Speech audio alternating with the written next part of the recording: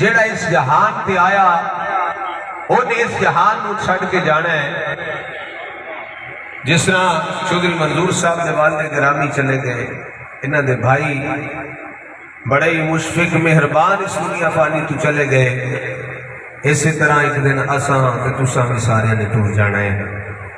حضور صلی اللہ علیہ وسلم دی حدیث مبارکہ سرکار فرماندے نے یبعث کل عبد علی ما مات علیہ، فرمایا جیڑا بندہ جیڑا کام کردے ہوئے دنیا تو جائے گا وہی کام کردے ہوئے قیامت والے دن اٹھایا جائے گا.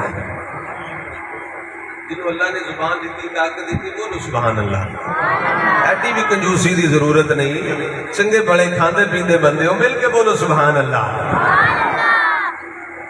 ٹائم دے اجے تواڈے کول بولنے دا، سبحان اللہ کرنے دا، اللہ دا ذکر کرنے دا. اج اس ویلے ہوا نکل گئی نا تو پھر تساں آکھنا کدی اللہ سانو موقع دے دے اسی بول لئیے، کوئی سبحان اللہ کہہ لئیے، کوئی ماشاء اللہ کہہ لئیے، پھر موقع نہیں ملنا. اور موقع دے بولو سبحان اللہ.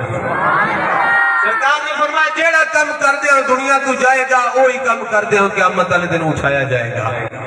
حضور نبی کریم صلی اللہ علیہ وآلہ وسلم میدان عرفات پہنچ گئے نے. حضور دے صحابی نا لیٹ ہو گئے، تیز رفتار سواری دوڑاندیاں ہویا آ رہے نے تے زبان تے تلبیہ جاری ہے لبیک اللہم لبیک لبیک لا شریک لک لبیک ان الحمد والنعمت لک والملک لا شریک لک لبیک اللہم لبیک.